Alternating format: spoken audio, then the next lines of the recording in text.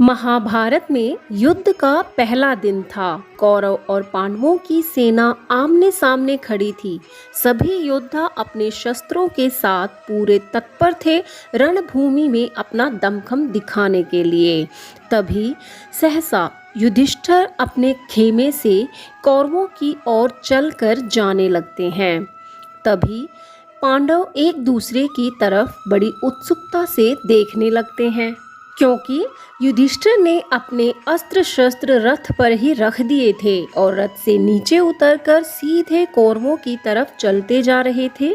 तभी पांडवों ने अपने भ्राता युधिष्ठिर से पूछा कि आप कहाँ जा रहे हैं भैया।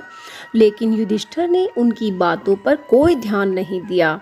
जब युधिष्ठिर ने जवाब नहीं दिया तो पांडव सेना के सभी लोग सोचने लगे कि भैया संधि के लिए जा रहे हैं, शायद उन्होंने समर्पण का मन बना लिया है।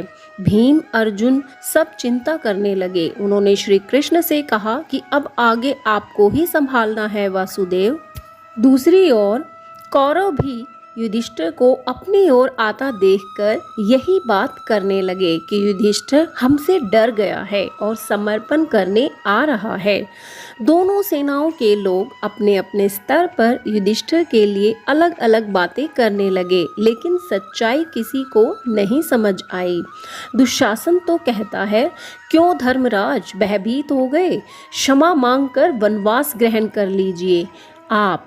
वहीं दुर्योधन अपने घमंड में चूर हुआ कहता है, नहीं दुशासन, क्षमा मांगने का समय अब चला गया है। किंतु भ्राता युधिष्ठिर, इन लाखों सैनिकों के प्राणों की रक्षा करनी हो तो समर्पण करके मृत्युदंड स्वीकार कर लीजिए, आपका धर्म तो जीवित रहेगा। वहीं शकुनी भीष्म पितामह को याद दिलाता है कि आप हस्तिनापुर के सिंहासन के प्रति समर्पित हैं। तभी दुर्योधन कहता है कि मामाश्री यथार्थ कह रहे हैं पितामह, कहीं मोह में आकर कोई ऐसा आशीर्वाद ना दे बैठिएगा। उधर श्री कृष्ण भीम और अर्जुन से मुस्कान के साथ कहते हैं, आप चिंता ना करें, धैर्य रखें। मैं जानता हूँ कि युधिष्ठिर अब क्या करने वाले हैं। थोड़ी ही देर में युधिष्ठिर भीष्म पितामह के सामने पहुंचकर हाथ जोड़ लेते हैं। जो लोग दूर से देख रहे थे उन्हें तो यही लगा कि युधिष्ठिर ने समर्पण कर दिया, जबकि वास्तविकता तो ये थी कि युधिष्ठिर ने हाथ जोड़कर भीष्म पितामह से कहा कि आशीर्वाद ना सही, परंतु धर्म युद्ध से पहले धर्म का त्याग नहीं कर सकते हम। इसलिए आपके और गुरुदेव के चरण स्पर्श करके मैं और मेरे भाई युद्ध की आज्ञा मांगने आए हैं। पितामह, विशाल वृक्ष की डालियों पर जिस तरह पक्षी अपना घोंसला बनाकर सुख से जीते हैं, वैसे ही हम आपके छत्र तले जिए हैं। आपका ऋण है हम पर और हमारे रोम रोम पर। लेकिन आज आपके सामने शस्त्र उठाने का समय आया है। जैसे समुद्र की मछली सारे समुद्र का जल पीकर उसे सुखा देने का प्रयास करने जा रही हो। अतः युद्ध की आज्ञा दीजिए पितामह, या शस्त्रों का त्याग करने का आदेश दीजिए। ये सुनकर वहां खड़ा हर कोई योद्धा युधिष्ठिर की धर्मपरायणता का कायल हो जाता है। तब भीष्म पितामह युधिष्ठिर से इतने प्रभावित होते हैं कि उनकी आंखों से आंसू निकलने लगते हैं। आज्ञा लेने ना आते तो शायद मैं तुमसे रुष्ट हो जाता पुत्र, लेकिन तुम्हें ऐसे ही धर्मपरायण नहीं कहा गया है। मैं तुमसे बहुत प्रसन्न हूँ। इसके बाद युधिष्ठिर द्रोणाचार्य कृपाचार्य के पास भी युद्ध के लिए आज्ञा मांगने पहुँचे थे। तब श्री कृष्ण ने पांडवों को समझाया कि जब हम कोई बड़ा काम करते हैं तो सबसे पहले बड़ों का आशीर्वाद और अनुमति लेना चाहिए, तभी काम में सफलता मिलती है। आज हम युद्ध शुरू करने जा रहे हैं।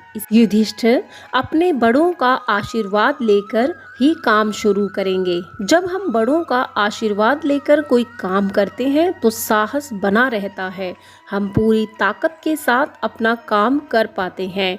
श्री कृष्ण ने पांडवों को ये भी समझाया कि जो दिख रहा है हर बार वह भी सच हो ऐसा जरूरी नहीं। हमें धैर्य रखना चाहिए और सोच समझकर किसी नतीजे पर पहुंचना चाहिए। इसलिए केवल आंखों देखी घटना से किसी निष्कर्ष पर नहीं पहुंचना चाहिए। हो सकता है कि वह घटना कोई दूसरा उद्देश्य लिए आगे बढ़ रही हो। दुर्योधन दुशासन को भी बाद में अपने ऊपर शर्म तो अवश्य आई होगी। इसलिए जीवन में कुछ देखो तो उसे पहले मन की नज़रों से, जीवन के अनुभव से तौल लेना चाहिए। किसी के बारे में केवल देखकर निष्कर्ष ना निकालें।